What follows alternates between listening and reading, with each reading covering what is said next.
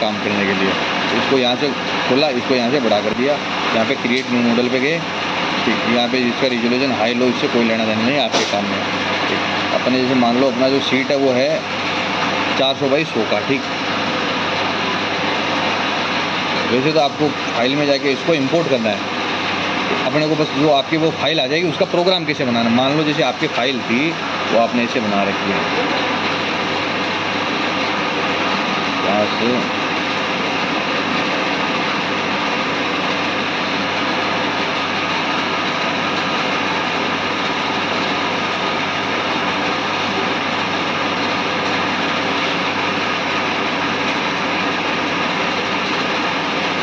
मान लो आपका जो पार्टी वाला है ना वो चाह रहा है ये होल है, तो ये और बना देते हैं,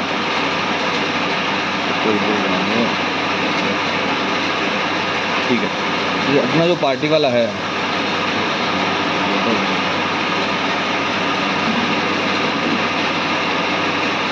ये आपको सारा काम ऑटोकैड में करके लेके आना है। जो सेटिंग वो सेटिंग के हिसाब से उसका एक आउटर बॉक्स बना देना भाई, कितने बाई कितने पे सेट किया है, उसकी उस बॉक्स को यहाँ लाके फिट करोगे ऑटोमेटिक आ जाएगा वो। अब जैसे पार्टी वाला मेरा चाह रहा है कि जो ये बॉक्स है ना ये आर पार कटिंग हो जाए। अपनी शीट उसने बोल दी 10 mm है, 20 mm या 12 mm जो भी है।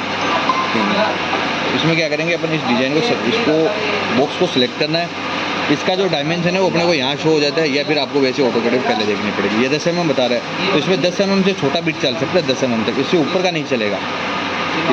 इसको ये वाला है अपना, जैसे अब ये है अपना 9.4, तो इसमें फिर या तो 8 का बिट लगाओ तो दोनों में काम हो जाए, या फिर 8 का अलग लगाओ 10 का अलग लगाओ। तो अपन क्या करेंगे इसके अंदर 8 mm का बिट लगा देंगे।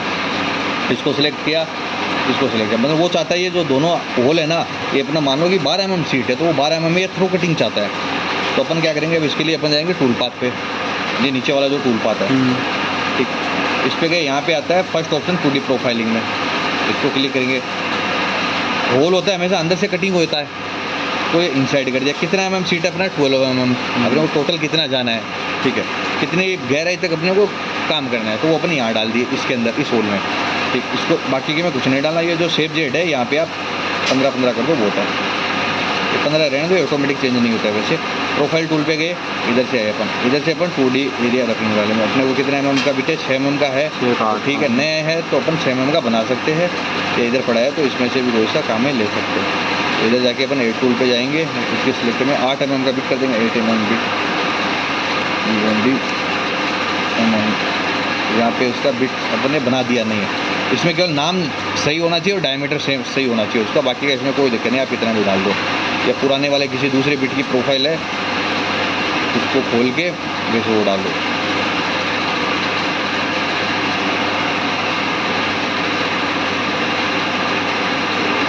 ये रही स्टेप, और ये भी कुछ ना कुछ डालने पड़ेगा। ठीक है, ये 8 mm बन गया मेरा। मैं इसको सिलेक्ट करूँगा, इधर से बिट की ये जो प्रॉपर्टी यहाँ से खोलूँगा मैं, इससे खोल के स्टेप और तो कर दूँगा 0, स्टेप डाउन अपन देखेंगे 8 mm का बिट है तो 12 mm की सीट में। और क्या है स्टेप और होता है आगे खिसकने की कैपेसिटी, वो अलग रहा, इसमें जरूरत नहीं पड़ती। थ्रो कटिंग के अंदर अपने को ये डालना है प्रोग्राम है, जितना खुदाई करना है और कितनी स्टेप में खुदाई करना है। 10 mm का बिट है, 12 mm में अगर आप चाहो तो 6 mm डाल दो, तो 6 mm करके 2 बार में खोद देगा, एक बार में 12 डालो तो एक बार में डाल देना, डिपेंड करता है मटेरियल कैसे है। ये हो गया ओके। अगर 3 mm का बिट है तो 4 mm डाउन कर दो, 3 mm डाउन कर दो, ज़्यादा नहीं करो, उसमें टूटने के चांसेस ज़्यादा। ये हो गया, इसमें बाकी के में कुछ चेंज नहीं करना आपको। ये ऑप्टिमाइजेशन इसको बॉटम से टॉप कर दो, इधर से मटेरियल सेटअप है इसको ओके करो। ये जो पॉइंट अपने देखो अभी नीचे इधर है, इसको ऊपर करो, इसको भी ऊपर करो। यहाँ पे आप नॉर्मल जो अपना शीट आता है 50 mm से मोटा कोई आता नहीं तो 50 mm डाल के रख लो, इसको मतलब मशीन इससे नीचे नहीं जाएगी, गलत कुछ भी बनेगा तो। ये हो गया। अब मैंने को ये प्रोग्राम चलाना है मेरे को 1 नंबर पे, मतलब मैं चाहता हूँ पहले 8 mm के बिट से मेरे होल निकले, तो मैंने यहाँ पे डाल दिया 1 नंबर, यहाँ तो मैंने काम कर दिया। मशीन ने मेरा ये दोनों काम कर दिए हर बार। अब मैं इसको करूँगा तो पार्टी वाला बोल रहा है ये जो मेरा एरिया है ये क्लीन हुए और 6 mm तक ही काम हो इसमें। आगे बोल रहे स्टेप बाई तो 6 mm, तो मैं इसको सेलेक्ट करूँगा, इसका डायमीटर देख लूँगा कितना है, यहाँ पे बिट में बता देता वैसे ये वैसे आईडी। ये मान लो 21.3 mm है तो इसमें 21 mm से छोटा बिट चलेगा। अपने 8 mm लगा रखा तो अपन उसी से काम करेंगे फिर कंटिन्यू। इसको सिलेक्ट किया, टूल पाथ पे गए अपन और यहाँ पे देखो ये सेकंड ऑप्शन है 2D प्रोफाइलिंग, इसको लिया, इसमें से कितना गहरा खोदना है अपने को 6 mm तक बोला उसने, तो अपने यहाँ 6 डालेंगे। यहाँ पे ये सेफ हाइट है, ये 15 ही रखनी है। ये इसमें 8 टूल पे जाना है, कितने mm का लेना है अपने को, 8 mm का, वही सेम बिट सेलेक्ट। इसमें क्या होता है स्टेप और क्या होता है, एंड मिल क्या होता है नीचे से फ्लैट होता है, तो अपन इसको 8 mm को 8 mm भी खिसका सकते हैं। 8 mm खिसकाने में ज़्यादा लोड पड़ता है, इसलिए अपन इसको नॉर्मल 3 या 4 mm खिसका लेते ताकि नीचे के स्क्रेच नहीं दिखे। आपके नॉर्मल स्क्रेच चल सकता है हल्का फुल्का, महसूस नहीं होगा, बाकी का ऐसे हल्का सा दिखेगा। तो आप इसको जैसे स्टेप और 4 mm डाल दो, स्टेप और स्टेप और का मतलब ये आगे कितना खिसकना है, आगे पीछे, हाँ घूम घूम के घूम के आगे चलता जाएगा, वो ताकि वो ये ऐसे करेगा तो क्लीन हो जाएगा। और कुछ नहीं, प्रोग्राम सेम है जो पहले वाले की तरह, बस इसमें स्टेप और डालना है। इसको रास्टर चलाना है, ऑफसेट चलाना है, कोई सा भी हो सकता है, कोई ये रास्टर ऑफसेट क्या होता है? रास्टर ऑफसेट में देखो आप ये है, मैं इसको नाउ करूँगा 2 नंबर डाल, यहाँ पे पहले ये रास्टर पे कर दिया, मेटेरियल कर दिया, ओके चेक कर लिया सारा उत्तर है। इधर से आके अपने इसको नाम दे दिया, 2 नंबर पे मेरे को ये काम करना है। तो रास्टर में ऐसे चला, अच्छा, तो ऑफसेट में करके अगर इसी को वापस नाउ करके देखता हूँ तो ये गोल गोल चला। तो सही कौन सा रहता है? इसमें गोल के अंदर तो ऑफसेट सही रहता है, अच्छा। और रेक्टेंगल में रास्टर सही रहता है। रास्टर में अगर मान लो आपकी पट्टी आडी है, अक्स में ज़्यादा है, ठीक है, तब तो आप उसको ये रास्टर में चला दो 0 डिग्री पे। यहाँ पे देखो एक एंगल रहता है, रास्टर में 0 डिग्री पे होता है, मशीन अक्स में चलेगी। 90 डिग्री डाल दोगे तो मशीन खड़ी चलेगी, मैं नहीं डालो तो भी कोई इशू नहीं है। आप नॉर्मल उसको ऑफसेट भी ले सकते हो, ऑफसेट में सारा काम लगभग एक्यूरेट ही होगा। ये हो गया, ये अब जैसे ये इनसाइड हो गया, ये सफाई का हो गया। मान लो आप चाहते हो इसका आउटर कटिंग हो, ये 3 नंबर पे, या ये बॉर्डर है, ये आप चाहते हो प्रोग्राम नंबर 3 पे, ये 3 नंबर पे इसका बॉर्डर कटे, इसको सिलेक्ट किया, टूल पे गए, वही पूरी प्रोफाइलिंग में लिया, पूरी टूल लिया, इसको आउटसाइड किया, फिनिशिंग डेप्थ कितना mm है, 12 mm तक काटना अपने को। प्रोफाइल टूल में गए, वो अपन ने 8 mm लिया, सिलेक्ट किया, स्टेप और तो 0 हो गया, स्टेप डाउन आप 2 mm 3 mm जितना भी डालना चाहो वो डाल सकते हो। ठीक है, 8 mm का बेटे तो 4-4 mm करके काट देगा, तो कोई इशू नहीं है।